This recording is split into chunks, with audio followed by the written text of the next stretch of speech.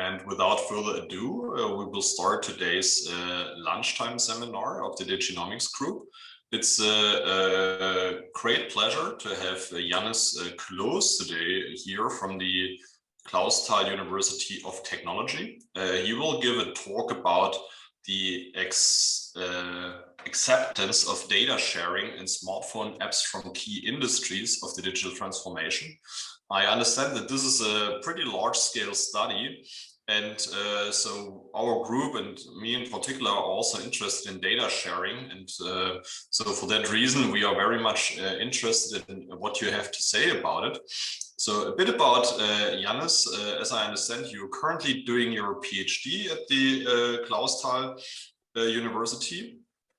Before that, you did your master's degree in business administration with a particular focus on business cycle analysis or business analysis and controlling at the Justus Liebig University in Gießen.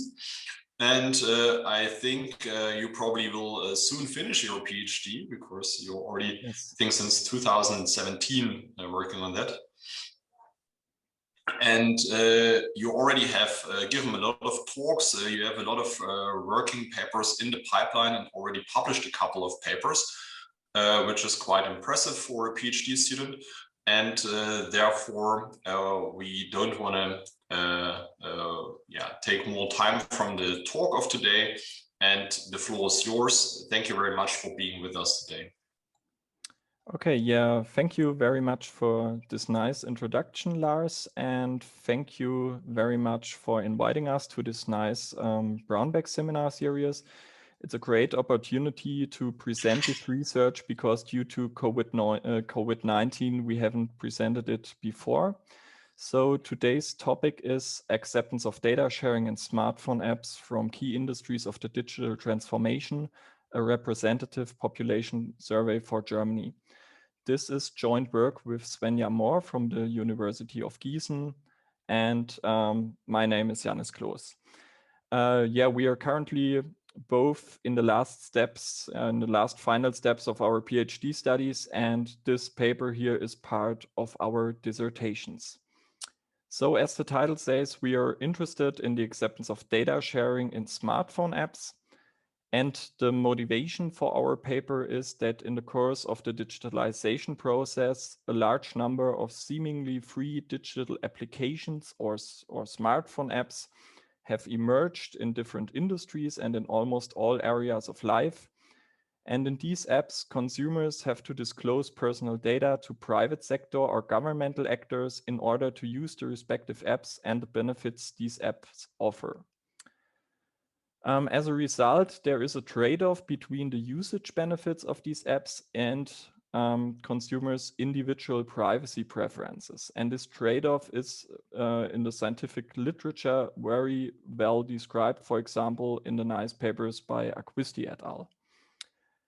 So for app providers and also for policy makers and consumer advocates, it is crucial to know the drivers behind individuals' privacy preferences in order to shape the digital transformation process in their respective industries in the best possible way. And the drivers behind privacy preferences are comparatively well investigated, for example, in the field of experimental economics. And the results of economic experiments show that the acceptance to disclose data depends, for example, on the amount of potential data recipients or on the concrete content of this data, respectively the requested information attributes. However, the extent to which green advertising strategies and green consumption values affect the privacy preferences of consumers has not been investigated in the literature so far.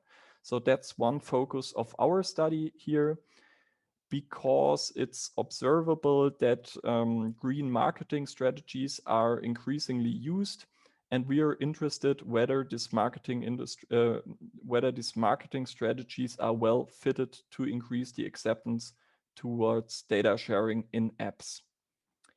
We have two main research questions. First question, how does the acceptance of data sharing in smartphone apps differ with respect to the advertised benefits of the app? the potential data recipients, and the information attributes that can be shared. Second research question, how is the acceptance of data sharing in smartphone apps influenced by personal attitudes and demographic characteristics? And the general aim of our study is to provide a method that enables app providers from various industries to identify and address sensitive privacy areas and thereby successfully realize the potential of their existing and planned apps. So our hope is that app providers use our method by themselves in order to avoid planning errors and thus save resources. Our method is as follows. We have developed hypothetical but realistic scenarios for 5 different industries. So that's a large number of industries, but our aim was just to have a wide scope with our studies. And our scenarios are subdivided according to app provider, the sending device, mandatory information attributes, transmission benefits, optional data recipients, and optional information attributes. So we have 5 scenarios, and we first describe each scenario. We say who the app provider is, what features the app has, which information attributes have to be mandatorily indicated in order to use the app. And then we highlight treatment-dependent transmission benefits. So we have 2 treatments. And in treatment 1, we highlight monetary benefits of data sharing. And in treatment 2, environmental or more public benefits of data sharing. And after that, we asked our participants to assess how acceptable it is that the collected information will be shared with optional recipients. And then we have between 4 and 8 optional recipients, scenario dependent, and each participant has to assess his acceptance towards data sharing with the respective recipient. And after that, we asked our participants how acceptable it is that optional information attributes are collected and also shared with the respective app. And there we also have between 4 and 8 optional information attributes. The following quote by Wright et al. Illustrates why we have chosen a scenario method. The authors say here that scenarios are a useful instrument to provoke policymakers and other stakeholders to including industry in considering the privacy, ethical, social, and other implications of new and emerging technologies. Our chosen industries are retail, health, nutrition, mobility, and energy. So we wanted to choose industries here that are largely affected by the digital transformation, and that we met this criteria is highlighted by the fact that the German Digital Association Bitkom identified 4 of these 5 industries here as key industries of the digital transformation. So last year in autumn, Bitkom had a digital transformation week, and they had special conferences on the digital health industry, the digital mobility industry, the digital energy industry, and the digital retail industry. Okay. On this slide, I go a little bit more into detail according to the subdivision of our scenarios. So here you see our 5 scenarios and the app providers. So we have providers from the private sector and also governmental actors. And then we have different sending devices. So sometimes we mention a sending device and an app, and sometimes we just mention an app. For example, here in scenario C, we only mention a nutrition app. Then we have information attributes that have to be mandatorily indicated in order to use the app. And here our aim was that these information attributes fit the respective scenario in the best possible way. And then we highlighted the transmission benefits. So in treatment 1, as I said before, we mentioned private or monetary benefits of data sharing. For example, in scenario A, here we said that by using the app, you will get product recommendations that help you to save money and that you will receive coupons. And in treatment 2, we said that the app helps to avoid waste. After that, we asked participants about the optional recipients. So we have optional recipients here that are included in each scenario, for example, household members and employers. And then we have scenario-specific recipients, for example, at the bottom here, neighbors or the German Society for Nutrition. And last, we have optional information attributes. And here we also have information attributes that are included in 4 scenarios, but then also information attributes that are only included in 1 or 2 scenarios. Okay, I will explain scenario A here in detail. So I show you the text which was included in the online survey for scenario A here. I will not show you the text for other scenarios. In case you're interested, they are all included in the working paper. I also have the full texts here in the appendix. So the text for scenario A is as follows. So it's a loyalty card with app from supermarket chains, and the scenario here is very similar to the payback app. Various supermarket chains collect information about the food you buy with a free shared loyalty card in combination with a cost-free app. Name, address, date of birth, and gender must be entered in the app. Based on this information, the app will provide you with product recommendations tailored to your shopping behavior. So we have the app provider here, that's the supermarket chain. And then we have information attributes that have to be mandatorily indicated: name, address, date of birth, and gender. And then we highlighted transmission benefits in treatment 1. The app also offers discount coupons, which help you to save money while shopping. And in treatment 2, the following highlights: the supermarket chains emphasize that no advertising leaflets are printed for their app users, thus avoiding waste and protecting the environment. And then the text on optional recipients. How acceptable is it to you that the information collected with the loyalty card is passed on to the following recipients in addition to the supermarket chains? The data transmission is mentioned in the app's general terms and conditions. And the recipients here were market research companies, German, American, and Chinese food producers, household members, federal ministries, health insurance company, and the employer. Then the text on optional information attributes. How acceptable is it to you that the supermarket chains requests and respectively collects and stores the following additional information from the app users via the app, if this is mentioned in the app's general terms and conditions? And here we have the live location, nutrition style, for example, vegetarian or vegan, the number of steps taken, food tolerances and allergies, and the body weight and height. And here it is important that you remember that we highlighted the transmission benefits here in just 1 sentence. So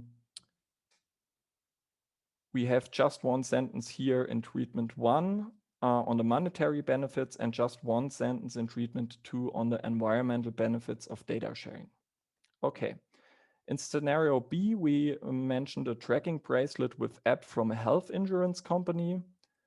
In scenario C, we have the food industry with a nutrition app from the Federal Ministry of Health. In scenario D, we have the mobility industry with a mobility tracking app from a startup company.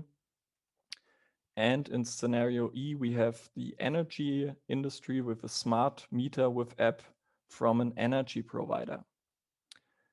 This slide here shows how our online survey looked. So here's the German text, and here we asked participants about their acceptance towards data sharing with optional recipients. And here we have 8 optional recipients, and for each recipient, each participant has to indicate his acceptance on a 6-level acceptance scale ranging from 1 completely unacceptable to 6 fully acceptable. But for the later evaluation of these values in our results, we converted the values here to -1 to +1. And on the following slides, I will focus on the values here from -1 to +1. So the range from -1 to below 0 is the unacceptable range, and the range from 0 to +1, the acceptable or the more acceptable range. Here we see the sequence of the online survey. So the survey started with a short introduction where we just explained that it's a survey about digital technologies and that there are no right or wrong answers, and that it would take approximately 10 minutes to complete the survey. Then we asked some socio-demographic questions because we have a representative survey, and we asked these questions right at the beginning to ensure that our quotas for age and gender and so on are met. And then we randomly allocated our participants either to treatment 1 or to treatment 2. And each participant remained in the allocated treatment throughout the whole survey. So we have a between subjects design here. And then each participant completed the scenario questions for scenario A to scenario E. After that, we collected some more information on the green consumption values of our participants, on their risk attitude, and on their general online privacy concern. And then our survey finished with a feedback option. For the green consumption values, we used the green consumption scale by Haas et al. For the risk attitude, we used just one single question from Domen et al., but this question is well validated. And we used the online privacy concern scale from HAM, which is a modified scale from an earlier scale of Dolnikar and Jordan. Okay, our procedures. We used the software Lime survey, and our recruitment was done by a professional panel provider, Respondi, and they conducted our survey in September 2020. Our participants were representative for the German population according to their gender, their age, their federal state of living, and their level of education. And initially, we had 1,357 participants, but after data cleaning, our final sample reduced to 1,013 participants. We had to drop some observations because some participants did simply not fully complete the survey. Some gave a wrong answer to a quality check question, which was integrated into the green consumption scale. Then we dropped some speeders, so they needed less time than 1/3 of the median time to complete the survey. And we dropped some more observations after a manual quality check. In our final sample, we have a female share of 51.73%, and our participants' average age is 45.81 years. The monetary incentives to participate in the survey were comparatively low. So participants received only 50 cents, but this is a common payment in surveys of this panel provider. And the median duration was 9.5 minutes.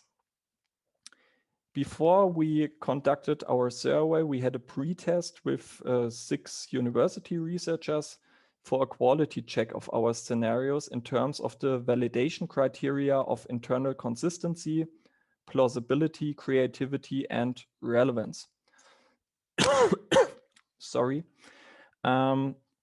In this test, we gave the researchers 6 or 7 sheets of paper, and on these sheets of papers, the scenarios were listed. And then we gave them definitions about the single validation criteria here. And we asked them to indicate whether the respective scenario meets the respective definition or not. And then we also asked them to compare scenario A with scenario B and scenario A with scenario C and so on. And just to check whether all validation criteria here are met. Okay. Hypothesis. So our study has one more explorative part and one part where we derived some clear hypothesis. So we refrained from formulating hypotheses on possible treatment effects because there's no appropriate literature. Of course, there's literature on energy consumption behavior. For example, there are field experiments that show that people decrease their energy consumption behavior when they received information about the environmental impact of their energy consumption, but they do not change their behavior when they receive information about the monetary effects of a more effective energy consumption behavior.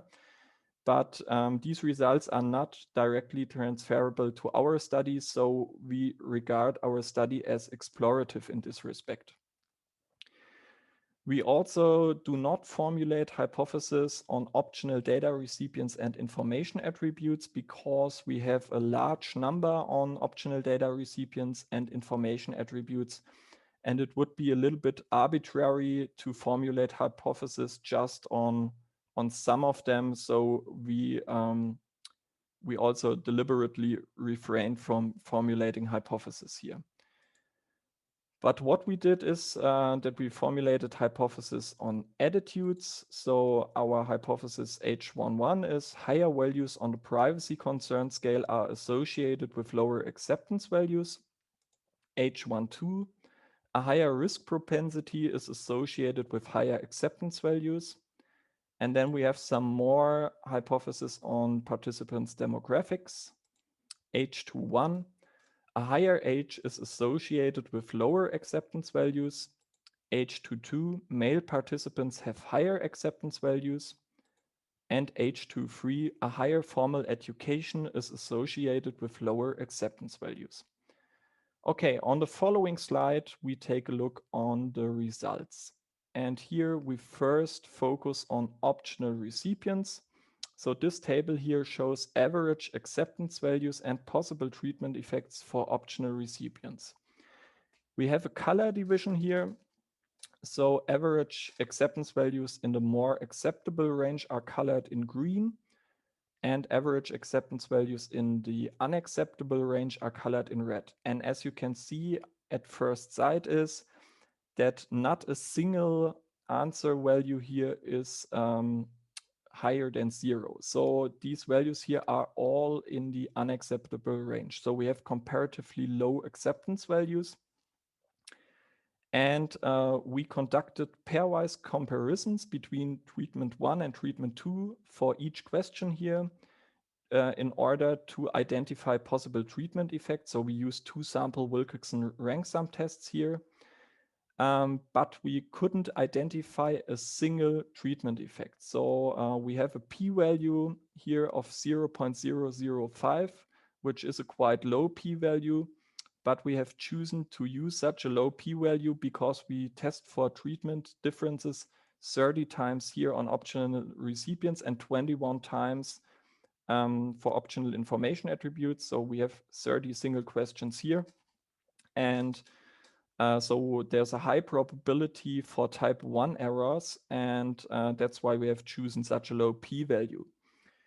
But yeah, as you can see, we were not able to identify a single treatment effect. What we see is the following.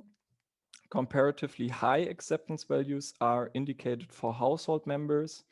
This is not surprising since your household members, so your close family members or your roommates, can typically observe when you do sports or what products you buy. We observe the lowest acceptance values or the comparatively lowest acceptance values for the recipient employer. This is also not surprising since typically you are economically dependent from your employer, and that's the reason why you possibly do not want your employer to have a large or to have much information about you. Okay. On the following slide, we see the results for optional information attributes. And again, not a single value is higher than 0. So they are all in the unacceptable range here. And we were, again, not able to identify a single treatment effect here. We see that the information attributes live location and monthly net income have the comparatively lowest acceptance value. So these are obviously very sensitive information attributes. And what else do we see? So when we focus here on the information attribute food intolerances and allergies, we see that there's a difference of 0.07 between the two values, but also this value was not statistically significant.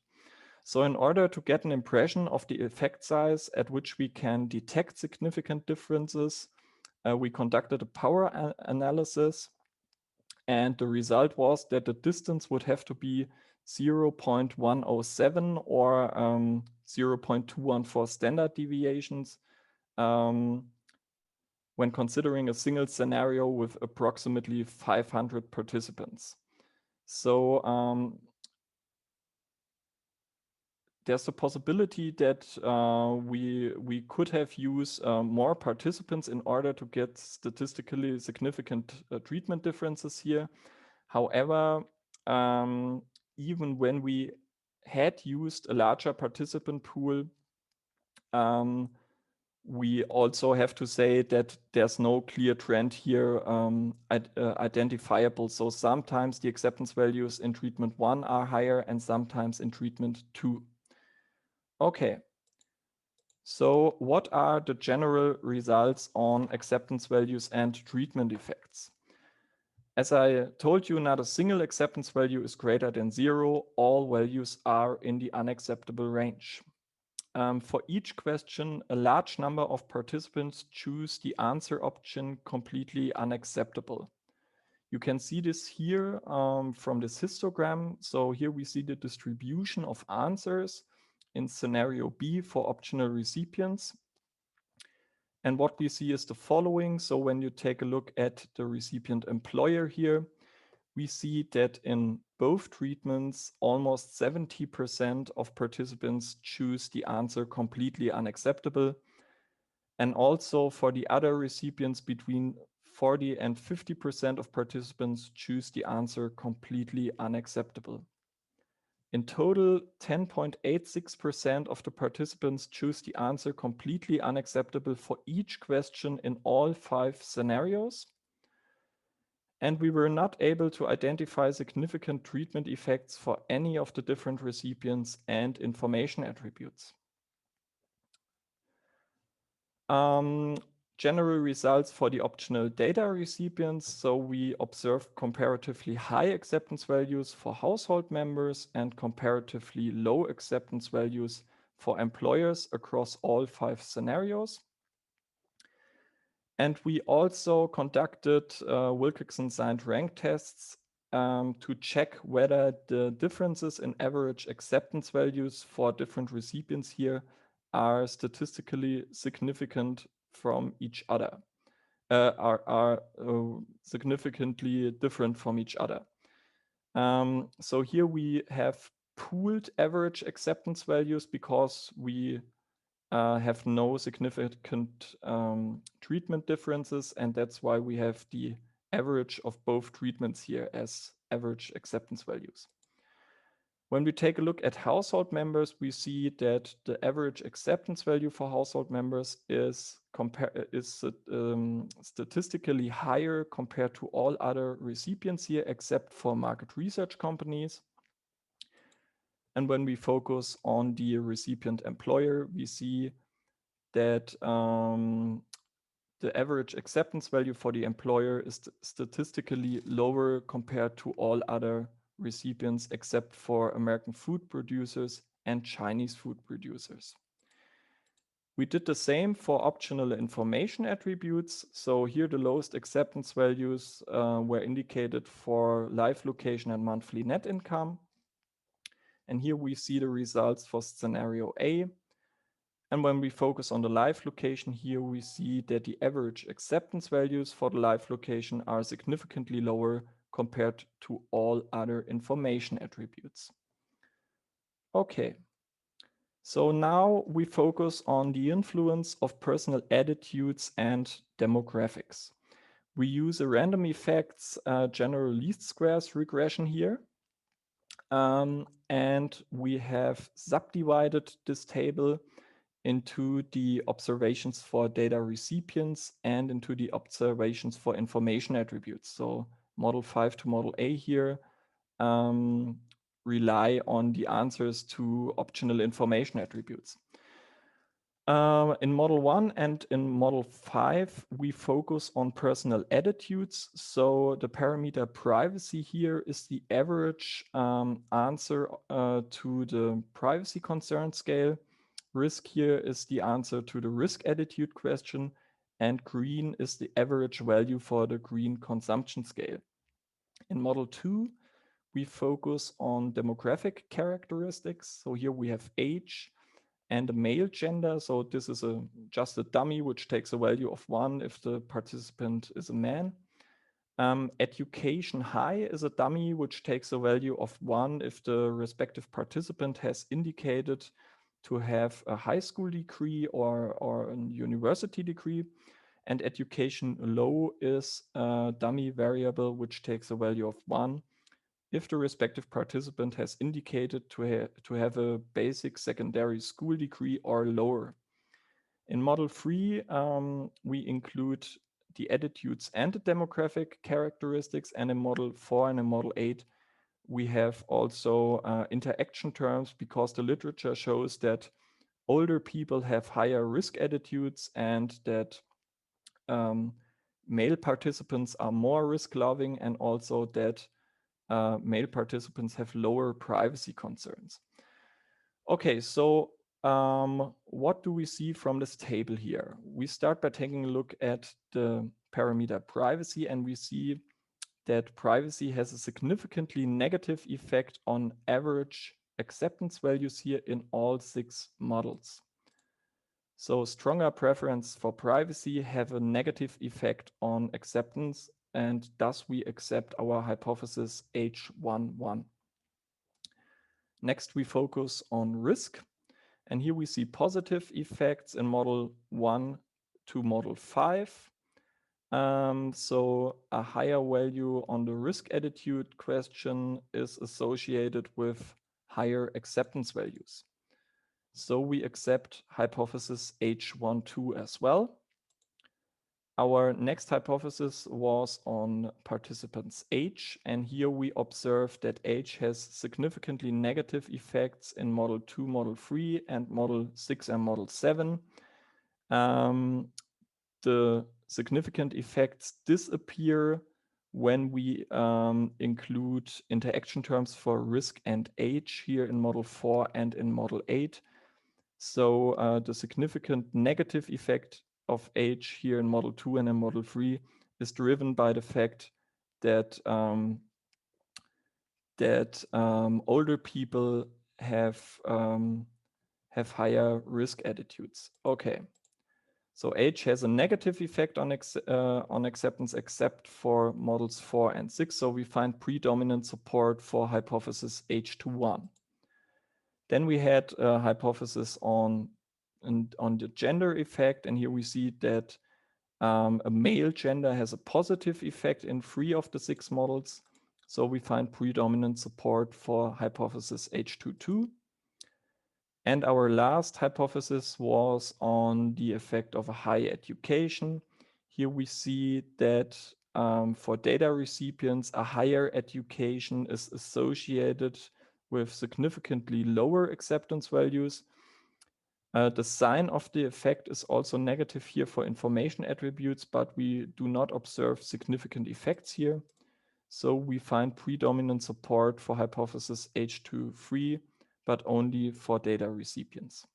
Okay, what else do we see from this table here? The variable green here, so the green consumption scale, has a significantly positive effect on acceptance in all 6 models. Okay, now I want to discuss our results a little bit more in detail, and I want to point to some limitations of our study. We find no significant treatment effects and no clear trends. So sometimes acceptance values in treatment 1 were higher and sometimes in treatment 2. And there are several possible explanations for this non-result. First explanation, transmission benefits between the treatments did not differ sufficiently. So as I told you right at the beginning, we only highlighted the transmission benefits in just one sentence, and maybe this was just not enough to induce an effect. The second interpretation, it is likely that at least some participants interpreted the environmental benefits highlighted in treatment 2 as not trustworthy. So there's literature which investigates the effects of greenwashing, and this literature also shows that participants with high green consumption values are skeptical about possible greenwashing strategies. So when a company advertises a product with some green benefits, this is often interpreted as greenwashing. And so participants, especially with high green consumption values, are more reluctant towards buying or using the respective product. A more detailed or visual presentation of the respective transmission benefits in our study would have possibly resulted in more pronounced treatment effects. So maybe this could be tested in future studies. However, another and more simple explanation for the non-existent treatment effects is that acceptance decisions were possibly less influenced by the transmission benefits, but more by the perceived threats of data sharing. Because in our scenarios, we asked participants explicitly regarding data sharing with optional recipients and information attributes. So maybe they were quite sensitive, which is not the case in real shopping decisions. In general, we find very low acceptance values regarding data sharing in different scenarios on smartphone apps.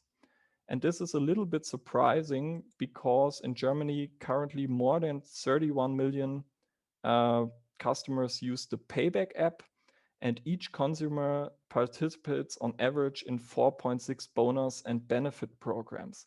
And also in these programs, it is typically the case that you have to indicate at least some mandatory information attributes in order to use the respective program.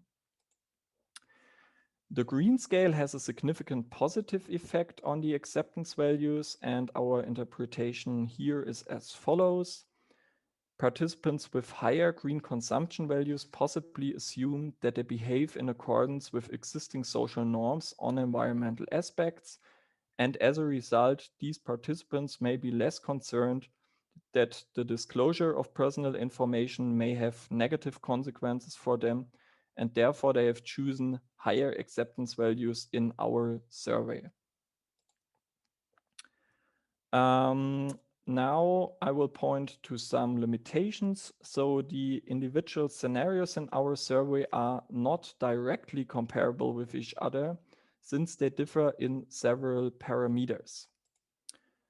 However, we have included relatively uncritical as well as sensitive recipients and information attributes in each scenario.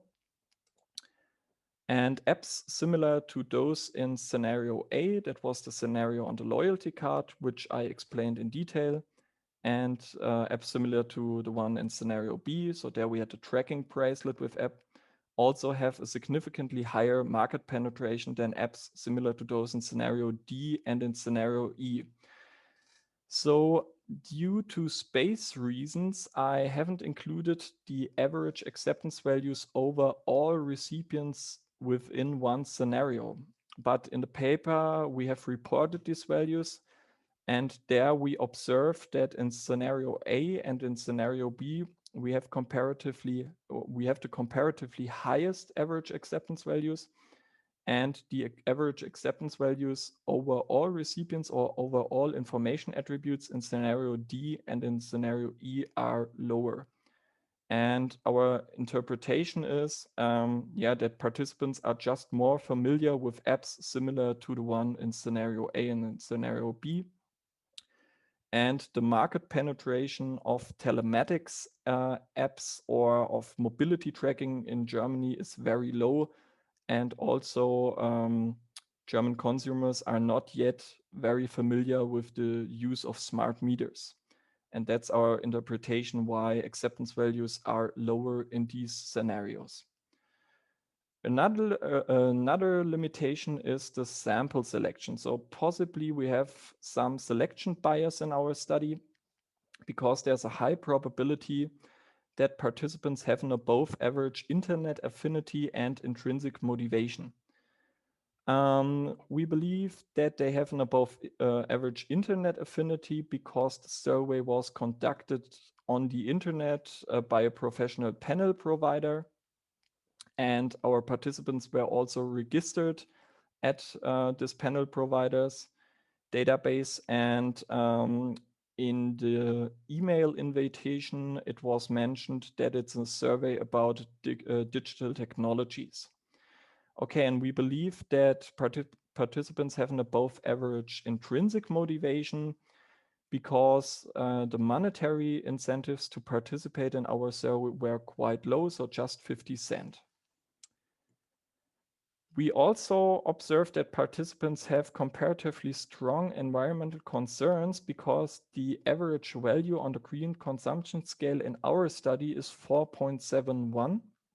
So higher values here indicate stronger green consumption values.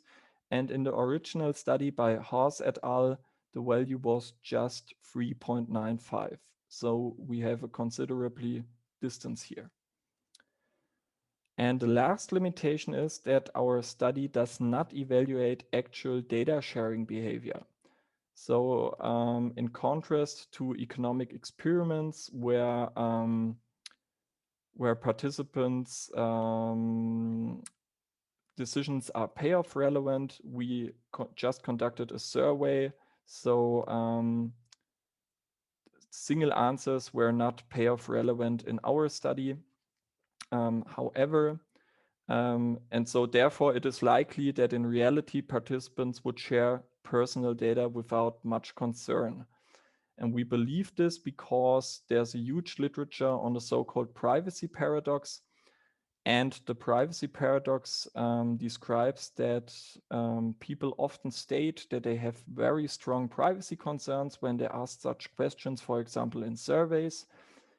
But when they make shopping decisions or in real consumption decisions, they show a seemingly free or they show a high willingness to share their personal data even for just very low monetary incentives. We cannot draw direct conclusions about participants' actual data sharing behavior. However, the differences between different recipients and information attributes and the effects of attitudes and demographics in our survey are likely to be reflected in real-world situations.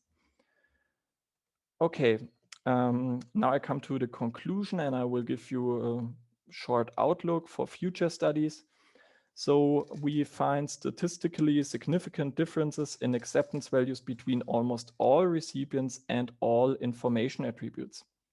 And this highlights that for app providers, it is crucial to think about which information attributes should be included in an app or which information attributes and recipients may be sensitive for the respective consumers. Comparatively high acceptance values were identified for recipients and information attributes that thematically corresponded with the respective scenario.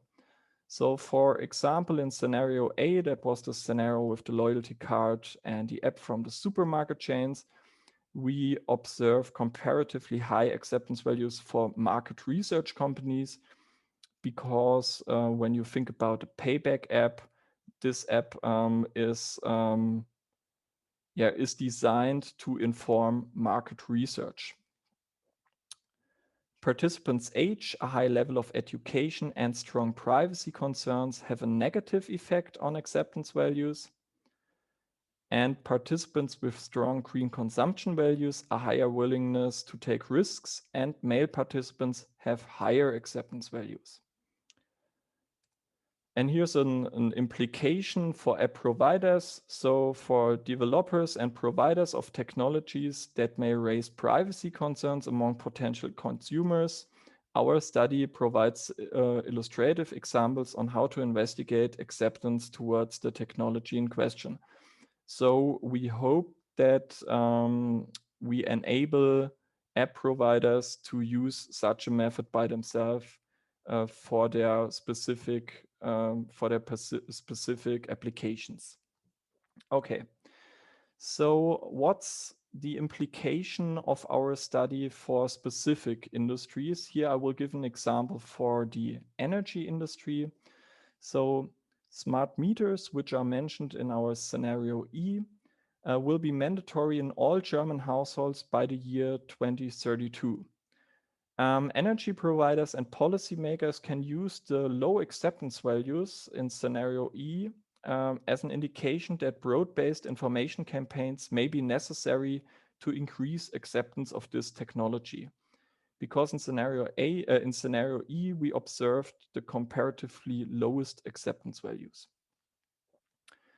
Future research could examine whether the differences in the acceptance evaluation of data sharing in smartphone apps or also in stationary digital applications become apparent when there is a more intensive or a visual presentation of the monetary or environmental benefits of data sharing. And within the fields of institutional and health economics, scenario-based approaches similar to our approach could be used to ex ante evaluate public acceptance towards planned policies. Okay, that's it. Thank you very much. And now I'm looking forward to your questions and suggestions.